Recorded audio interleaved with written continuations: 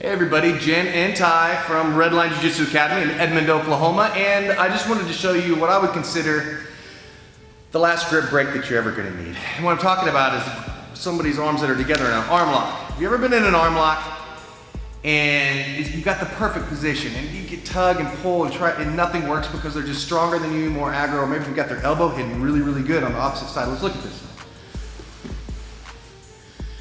And what I'm talking about is this mounted arm lock right here. And if my opponent is really good, their auxiliary elbow is gonna be really glued to their body and down so I can't get my leg underneath of it. Whenever you're thinking about arms, there's a primary and then there's an auxiliary. The primary is the one that you have the most control over, and the auxiliary is obviously the one that you don't.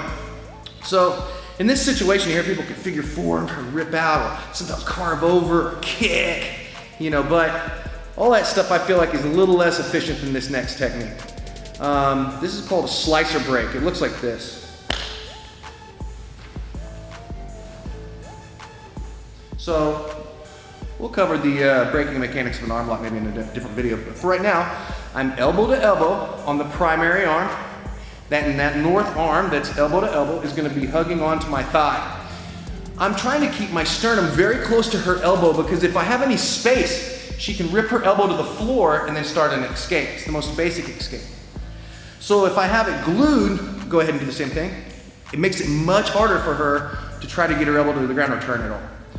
So now what I'm gonna do is I'm gonna take my free hand or my south arm, south is where her feet are, north is where her head is, and I'm gonna grab over the top of her hands.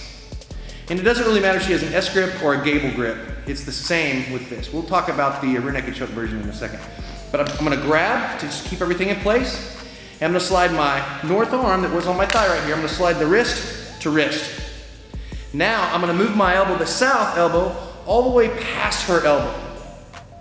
So now I can put my hands together. I'm gonna kind of turn my body, put my hands together, and then I'm gonna push my south elbow down as I raise my north elbow up. This creates a little grip break right there and allows me to hug very tight onto the arm and start to get into my arm locking position. So some other things here.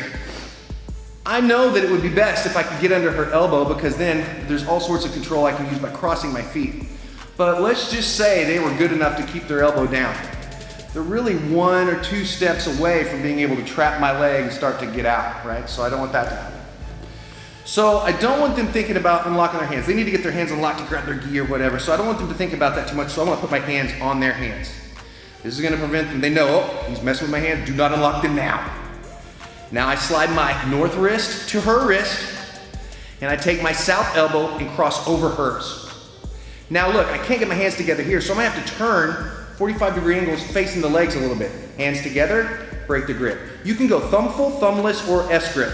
Still works. I push one elbow down, pull one elbow up, and then I immediately have a hugging armbar. I wanna make sure that I get my angle right with my legs, hug her leg if necessary, and then I can finish the armbar. We'll go over armbar finishes maybe in a different video sometime. So again, I get into this wonderful position and I'm elbow to elbow deep. I know a lot of people like to use this south arm for hugging and posting with this arm, but I find there's more things that I can do this way, so I just favor this. So hands glued onto my thigh, her elbows glued onto my sternum, my feet are glued to the ground. I'm not really pinching my knees very tight right now because I'm thinking about getting my sternum close to her elbow. Now I'm gonna grab the hands, take my hand off my thigh, slide wrist to wrist, and now my south elbow is gonna go over the top. As I do that, I release her hands so I get my elbows together. Now I can kind of turn south, hands together, break the grip, start to hug, and finish the arm lock. Now, the most common thing you see today with people holding their arm lock grips to prevent being arm locked, the arm lock preventative, would be this rear naked choke type thing, this. And that is a much better situation. Now, I can cross my feet here, so that's good. But to be able to break this apart is very difficult. Some people try kicking it, some people try carving over the top of it, but anytime I take my leg off of the person, doesn't matter if it's the north or the south leg, when I take it off, it leaves a little space, and that's where they could break apart and immediately get out. Especially if I use my north leg or my top leg or north leg for anything, now she's really gonna be able to get out. So I don't wanna do that. If she has it locked up like this, I can cross my feet, so that gives me a little bit more control. Great.